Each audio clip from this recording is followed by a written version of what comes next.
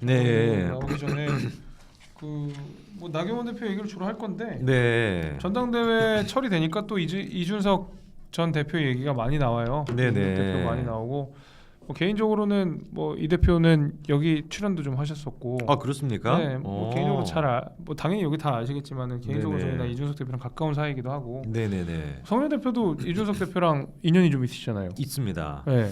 제가 그 방송 시작했었을 때 아마 제 기억에 지금까지 식사도 한 두세 번 했던 것 같고요. 예. 식사 한 세 번 했던 것 같습니다. 세 식사 번이면 한 번- 찐친인데. 아 그렇습니까? 네, 세 번이나 했었던 것 같고 그 형님이 당 대표 나가기 바로 전날 저랑 식사를 했습니다. 아 진짜요? 바로 전날. 네, 바로 그래서 전날. 바로 전날 그 저기 중식당에서 그때도 중식당이었는데 어. 중식당에서 이제 제가 식사 대접을 하면서 여쭤봤죠. 당 대표 진짜 나가실 거냐? 그래서 그때까지만 해도 약간 좀 그냥 아이 뭐 그냥 뭐 재미삼아 뭐 하는 거지라는 식이었는데 그대로 그냥 당 대표까지 되셨잖아요. 네. 이게 되게 약간 이것도 인연인 게 나는 처음 들었는데 그 이준석 대표가 당 대표 선거하기 전날이라 그랬잖아요. 네. 저는 선거 한날 그러니까 당 대표 그 선언 한날 점심을 먹었어요. 그게 제 기억으로 2시인가 네네네. 3시인가에 그 네네. 이준석 대표가 그 당시 마포 포럼 마포포. 김무성 대표가 네네네. 하는 그 전직 의원들 모이는 마포 포럼에서 그 출마 선언을 했었는데 네. 그 2시인가 그랬고 저랑 음. 점심 먹은 게 한 12시 아니었겠습니까? 근데 12시만 해도 그래서 막 그 이준석 한화평이 막 올랐을 때니까 형 뭐 이거 그래서 나가는 거야 안 나가는 거야 했더니 그때까지만 해도 좀 아니까리 했거든요. 근데 그 2시에 출마 선언을 해버린 거야. 근데 제가 보니까 제 추측인데 네. 그때 마포 포럼에서 유튜브를 운영했는데 동시 접속자가 제가 알기로 뭐 10명, 뭐 8명, 뭐 7명 막 이랬대요. 네네네네. 근데 그날 뭐 몇천 명이 갑자기 마포 포럼 채널에 들어왔다라는 거야. 하필이면 그게 근데 알고 보니까 이준석 대표 강의를 한다고 이준석 대표를 좋아하시는 분들이 그 유튜브 채널에 대거 들어간 것 같더라고요. 그래가지고 당시에 이렇게 쭉 그 이 채널을 보던 우리 국회의원들이 전직 국회의원들이 야, 이 사람 이렇게 많이 들어왔어. 약간 이렇게 된 것 같아요. 약간 좀 분위기가 없다. 그 목소리가 들렸나 봐요. 그러다가 그 거기에 이제 약간 업이 되셔서 업이 된 이준석 대표가 합니다. 뭐 이렇게 된 게 아니었을까. 뭐 이게 그냥 제 추측입니다. 아무튼 전날 만났고 당일날 만났네요. 저는 개인적으로 준석이 형 되게 좋아해요. 네, 되게 좋아하고 준석이 형님도 저를 많이 도와주셨습니다. 알죠. 예. 예를 들어서 뭐 그때만 해도 뭐 물론 뭐 학고 정도는 아니었지만 그래도 제가 뭐 방송 같은 거 아프리카에서 제가 그때 토론 방송을 진행한 적이 있었는데 그때 이제 그 지금은 조금 이제 좀 엇나가 계시는 장경태 그분은 그때 국회의원이 아니었고요. 네. 뭐였죠 그때는? 청년위원장 뭐 이런 거 아니었나? 뭘 맡고 계셨던 것 같아요. 그래서 그분 나오셨고 그리고 이제 저기 그 윤주진 네네 그 형님이랑 예. 이준석 형님 나오셨고 그리고 이제 상대방이 장경태랑 또 한 분 뭐 민주당 쪽에 있는 누구 이렇게 나오셨었어요. 그래서 뭐 몇 번이나 제가 이렇게 뭐 말씀드릴 때마다 잘 나와주셨고 그리고 저는 지난번에 전 개인적으로 나경원 의원이랑도 친분이 좀 있는데 맞아요. 예. 지난번 당 대표 이준석 그 대표가 나왔을 그 시절에 그때 같은 경우는 나경원 의원을 제가 막 밀지는 않았습니다. 그때는 오히려 좀 이준석 형님 많이 밀었었죠. 그렇죠. 예. 그때까지만 해도 제가 기대하고 있었던 그 대한민국에 필요한 새로운 메시지가 이준석 전 대표가 상징하고 있다고 저는 봤었고 저는 좀 아쉽습니다. 그러니까 이게 윤석열 정부가 들어서고 난 뒤에 개인적인 바람으로는 대선 기간 동안에도 한창 이제 뭐 양측에서 이렇게 막 갈등이 많다가 뭐 억지로라도 그래도 좀 서로 껴안고 가는 모습이 연출이 됐었는데 맞아요. 이번에도 좀 그런 모습이 연출이 되기를 기대했었습니다만 결국에는 완전히 이렇게 지금 뭐 돌이킬 수 없는 길이 돼버린 것 같아가지고 좀 개인적으로 좀 아쉽다는 생각이 있죠. 근데 이준석 대표를 떠나가지고 누가 됐든지 간에 앞으로도 그 청년들을 대표할 수 있는 그 메시지는 꼭 필요하다고 저는 봅니다. 그럼요. 네. 예. 그건 너무 당연한 거고. 네, 근데 더 안타까운 거는 국민의힘 내부에 있는 청년 정치인 분들을 봤을 때 많은 분들이 또 공감하시겠습니다만 청년이라고 하는 그냥 껍데기만 있는 것 같고 그 많죠. 실상은 청년들을 대표하는 메시지를 잘 못 내놓잖아요. 뭐 여러 가지 또 눈치를 봐야 되다 보니까. 맞아요. 근데 이준석 전 대표 같은 경우는 그런 눈치를 전혀 보지 않는 캐릭터였기 때문에 오히려 그런 거를 더 잘 대변할 수 있었던 것 같은데 또 다른 뭔가 그런 사람이 나온다면 저는 당연히 또 지지를 하겠죠. 네. 맞습니다. 네. 그래서 뭐 자연스럽게 그래서 나경원 전 대표가 출마를 하느냐 마느냐 이제 이 얘기가 나왔는데 네. 뭐 저는 출마할 거라고 봅니다. 어떻게 보세요?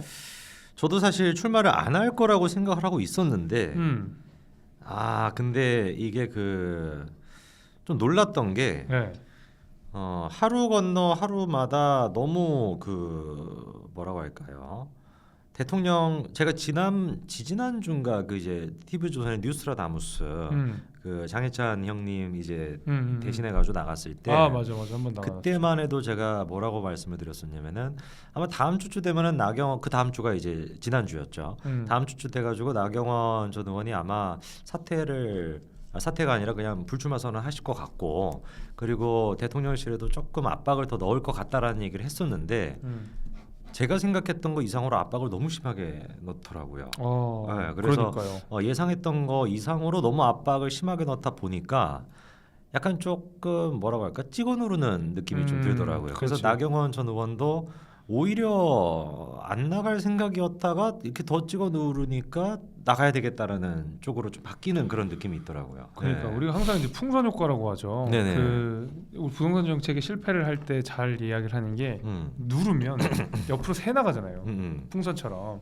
그걸 이제 우리 예상치 못한 사이드 이펙트를 우리가 풍선 효과라고 부르는데 약간 그런 면이 좀 보이는 것 같아요. 근데 오늘 마침 그 대통령실에 그 김대기 비서실장이 나경원 대표의 해임은 대통령의 뜻이다라고 명확하게 맞습니다. 밝혔어요. 그러니까 나경원 대표와 지금 대통령실은 확실하게 선을 좀 그었다.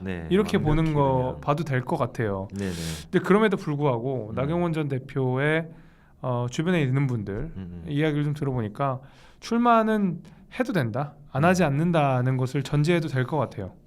저도 이제 어제 이래서 방송을 좀 해야 되고 오늘 분위기를 알아야 되니까 전화를 좀 돌려봤는데 실제로 좀 출마를 하시려는 것 같거든요. 근데 문제는 과연 나경원 전 대표가 이 모든 것을 돌파하고 출마까지 가서 완주까지 하느냐는 좀 지켜봐야 될 것 같아요.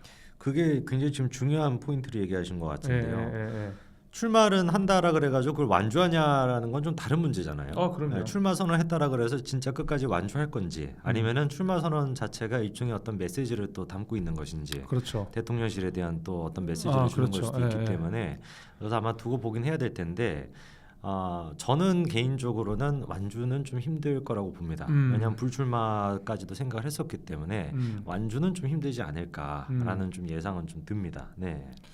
예, 일단 저 댓글 잠깐 읽어드릴게요. 잠깐만. 3x라짐이 준스톤은 돌아옵니다. 준스톤 will be back이고 그리고 제 인스타그램 김재섭을 검색하면 블루 배지 달린 거 있습니다. 거기 좀 팔로우를 꼭 우리 시청자분들께 부탁을 드립니다. 김재섭 검색하시면 나오고요. 당연히 우리 성재준 TV 구독 좋아요도 좀 부탁드리고요.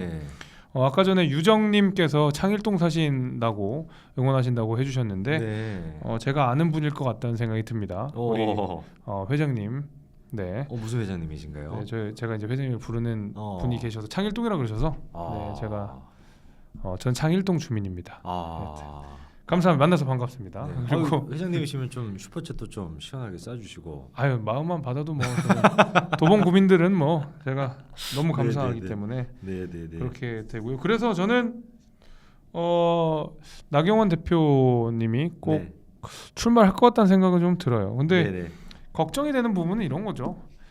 당이 너무 친윤 반윤처럼 치러지는 거는 제살 깎아먹긴 것 같아요. 그렇죠. 근데 아마 지금 시청하시는 분들이 궁극적으로 좀 답답하게 생각하실 게 보수는 왜 이럴까? 그러니까 왜 도대체 그 MB 때도 그랬고 박근혜 전 대통령 때도 그랬고 똑같은 레파토리가 계속 반복되는 거 아닙니까? 맞아요. 근데 이게 왜 그렇다라고 일단 정책 몸담고 계시니까 이런 어떤 역학관계가 좀 있는 건가요?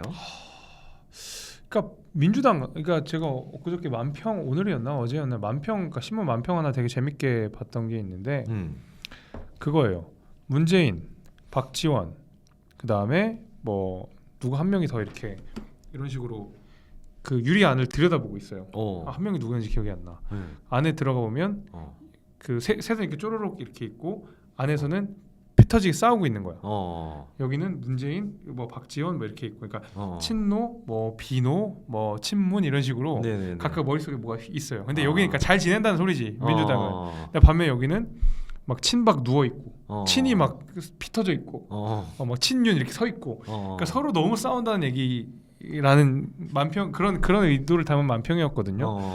사실 그 국민의힘 전신 정당인 새누리당, 한나라당과 특히 이제 새누리당 때 말 그대로 당이 작살을 났던 것은 친박 비박 간의 싸움, 친박 친이 간의 싸움이 사실은 거의 당을 멸망 직전까지 끌고 갔었잖아요. 그렇죠. 공천 학살을 했었고 네네. 거기 반발한 사람들이 또다시 그 다음에 공천 학살을 하고 이런 부분들이 있었기 때문에 그 아픈 기억들을 다 가지고 있는 분들이 이렇게 뭐 친윤 반윤으로 선거를 치르는 것이 사실은 저는 개인적으로 좀 우려가 돼요. 네.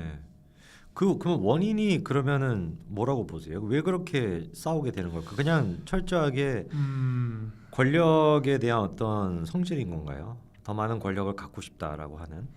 그러니까 그냥 뭐 질문하셨으니까 제 나름대로 생각을 해보면 네.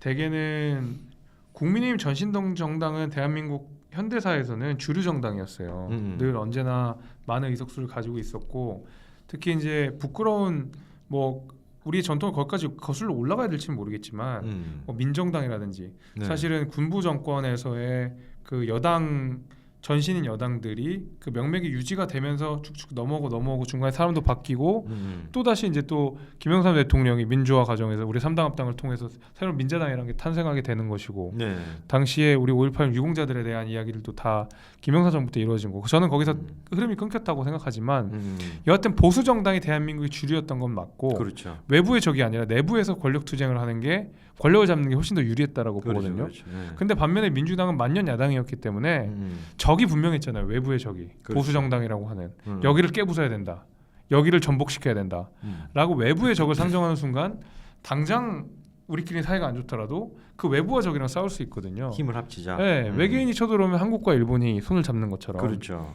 민주당에게는 외계인 같은 게 제 생각에는 친노, 비문, 뭐 친문 다 같이 이렇게 서로 치고받고 싸우더라도 국민의힘이라는 절대악을 상정해놓고 그래도 자기네들끼리는 야합을 하는 과정이었던 것 같아요. 근데 저희는 오히려 이 역사적으로는 대한민국의 주류 정당으로서 오히려 당내 투쟁을 하는 것이 권력에 훨씬 더 가까워지다 보니까 정말 목숨 걸고 싸우지 않았나. 그 전통이 알게 모르게 DNA로 안으로 넘어오지 않았나라는 생각도 잠깐 듭니다. 사실 그러면은 약간 좀 간단하게 얘기하면은 지금 국민의힘이 좀 배가 부른 상태네요. 저는 그렇게 봅니다. 네, 그러니까 네. 어떤 공동의 적을 싸우고 있을 때야 뭐 친윤이냐 반윤이냐 뭐 이런 거를 따질 형편이 안 됐었던 건데, 그렇죠. 약간 이제 뭐 민주당이 저렇게 좀 무너지는 것 같고 또 윤석열 정부의 지지율이 올라가다 보니까 또 자기들끼리 또 세력 갈등이 또 생기고 이런 차원의 문제라고 봐야 되겠네요. 저는 개인적으로 좀 이런 이번에 그 사실 전당대회 같은 경우도 그 과정이 너무나 험난했었잖아요.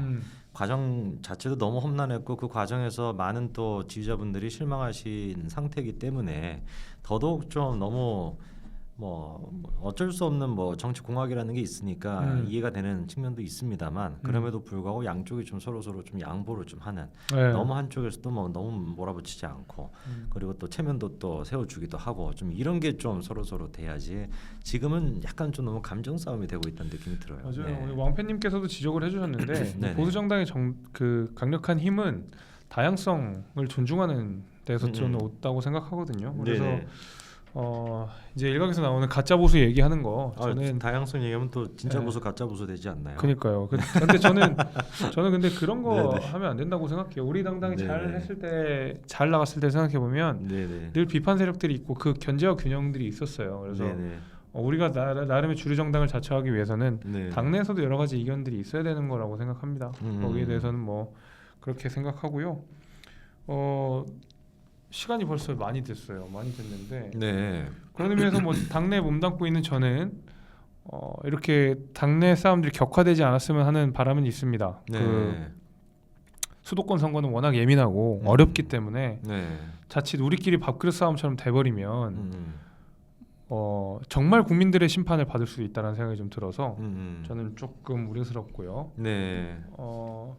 최영선님, 오은환 씨 인스타 팔로우 하셨어요. 우와 맥심 잡지 모델도 하셨네요. 멋쟁이 오은환 씨, 김재섭님.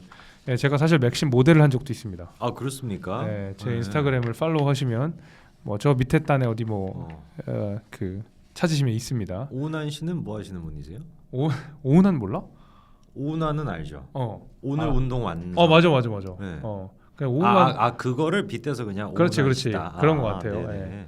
아무튼 인스타그램, 페이스북 네네. 하시는 분들은 팔로우 해주고 소통하면 더 좋겠습니다. 네네. 여튼 오늘 방송은 벌써 이제 10분이 돼서 끝낼 때가 됐고요. 마지막 거의 1,300명 가까이 끝까지 봐주셔가지고 너무 감사합니다. 그래서 또 김태연의 정치쇼 준스톤 저 뭐죠? 대한민국 됩니다. 제목이에요. 그러니까 아이디가 이렇게 길게 하신 거예요. 아이디가 저런 겁니까? 네. 아이디를 굉장히 길게 하시고 네네. 원래 여기 태연이 형이 또 여기 방송 또 토주 대감이었기 때문에 또 이제 팬이 오신 것 같아요. 여튼 그러면 오늘 그 우리 성재준 대표 모시고 특히 이재명 1타강 성재준 대표를 모시고 요리 돌리고 조리 돌려봤는데 앞으로 가끔 한 번씩 모실게요. 네 좋습니다. 제가 뭐 언제든지 불러주시면은 네, 또 우리 목요일 코너 많이 기대해 주시고요. 저는 다음 주에는 설날이라서 아마 못할 겁니다. 아마. 그렇죠. 네, 설날 못할 거. 다다음 주에 또 여러분 좋아하시는 특급 게스트를 한 분 모시고 방송을 진행할 예정이니까 다다음 주 화요일에 저희는 또 뵙도록 하겠습니다. 네, 오늘 수고해 주셔서 감사합니다. 네, 감사합니다. 감사합니다. 오늘 방송 여기까지 하겠습니다. 감사합니다.